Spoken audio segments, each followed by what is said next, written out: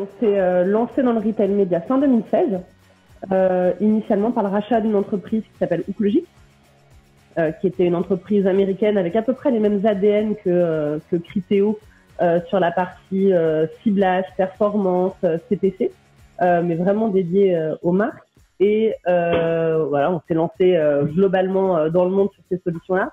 On a racheté également milieu 2018 Store Retail, qui est une entreprise française qui, elle, était plutôt basée sur tout ce qui était trade marketing.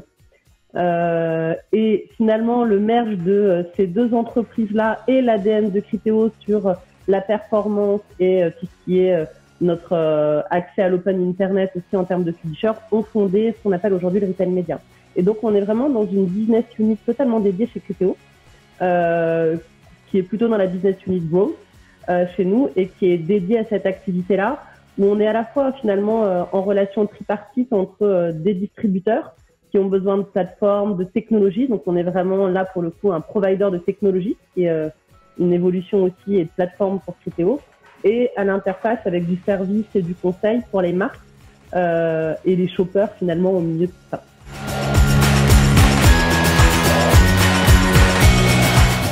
On a vécu bien évidemment une énorme croissance de l'e-commerce.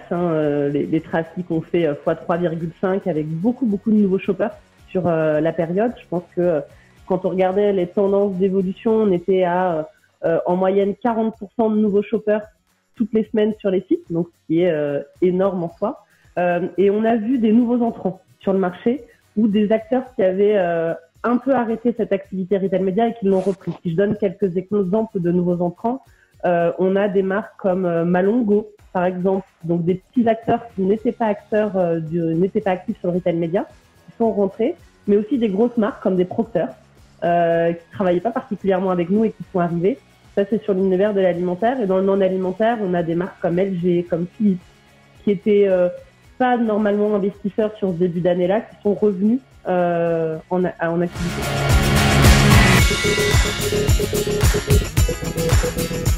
Il y a deux choses, je pense qu'elles ne pouvaient pas faire par le passé.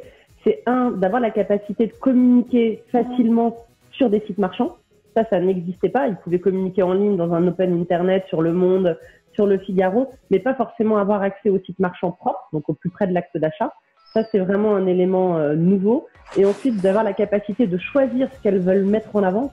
C'est-à-dire que quand on est sur un univers trade marketing, c'est lié à des accords commerciaux. Les mises en avant qui sont opérées sur les sites marchands sont, ok, tu as une promotion sur cette période-là, je vais soutenir cette promotion-là et pouvoir te permettre de gagner en ranking. Là, aujourd'hui, on est sur des marques qui ont le pouvoir finalement de choisir quels produits précisément, quels SKU elles peuvent mettre en avant sur le site et quelles créatives elles souhaitent développer avec quel niveau de ciblage. On peut très bien décider de cibler un profil d'acheteur comme un profil non-acheteur et d'adapter toute leur stratégie média à ça. Et le dernier point derrière tout ça, c'est bien évidemment la mesure, qui est, une fois que j'ai mis en avant une publicité, d'avoir la capacité de savoir véritablement quel est son impact sur mes ventes à la fois online et à la fois offline. Ça, c'est clé et c'est nouveau.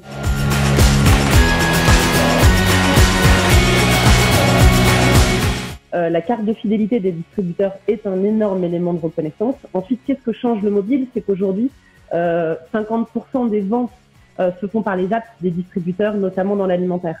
Et donc ça, c'est un élément extrêmement différenciant, c'est que les acheteurs qui achètent par les applications sont très fidèles à une enseigne.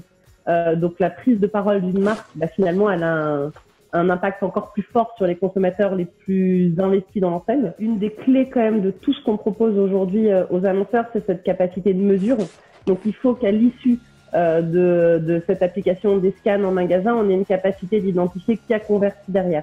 Et ça, ce sera clé, c'est-à-dire que toutes ces applications aujourd'hui, elles vont pas en l'occurrence celle de Casino, c'est le cas, elles vont jusqu'à l'achat et on présente le mobile en fin de panier, mais toutes aujourd'hui ne le font pas. On a pas mal d'applications des distributeurs qui sont non marchandes et aujourd'hui, c'est pas forcément ce vers quoi on se dirige nous dans l'activité retail média.